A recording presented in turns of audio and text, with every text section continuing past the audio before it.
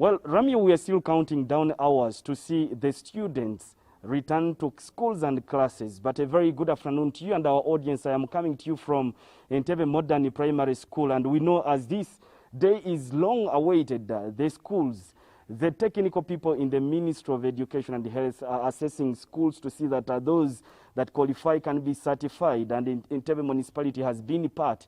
And by close of business yesterday, 70 schools had been inspected, and out of them only 30 had been certified to reopen. But where are the 40 is the question that we are still addressing. That those, according to the municipality officials, that have really failed and have been advised to have their students sent to other schools where there is affordability and the requirements have been met so that they reopen. But of course, here where I'm standing, the municipality officials have been doing an inspection process here, and I can tell you from ground that these schools have really also done a lot to see that they meet the requirements. Just within the schools, you'll find that the notices being put to notify the students about the deadly pandemic, which is COVID-19. And just like you can see in my background, those are all classes that are having those notices notifying students that they should put on masks, they should social distance, among others. But on ground, I have the municipality inspector of schools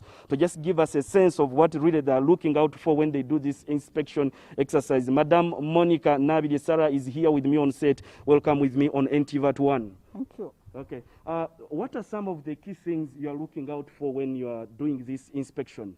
Yeah, first of all, before yours, my name is Nabide Monica Sarah. Yeah, thank you. Majorly, we are looking at the guidelines. We are looking at school, how they are implementing the guidelines that we disseminated to them. And majorly, we are looking at the resetting, the sitting, the distancing. We are looking at the sanitizer facilities. We are looking at the washing facilities. We are looking at the classroom adequacy.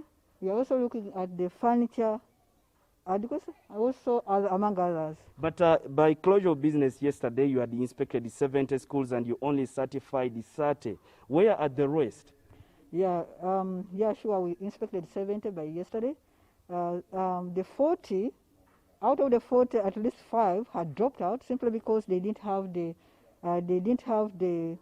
facilities to continue teaching and learning, and the rest where we had advised them to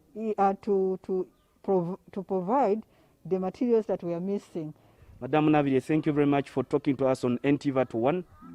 Thank you. Wow. Thank you. Ramo, you get it from the inspector of schools for Entebbe municipality giving us an insight, but of course she says that it's true that some schools that may not reopen tomorrow simply because they cannot stand the requirements that have been set by the Ministry of Education and the Ministry of Health. But of course, as we still count down hours, we're also keeping tabs on the stories as they develop so that we let our audience know on what shall have transpired. From me here in Entebbe, I hand over back to you in the studio. A very good afternoon to you and our audience.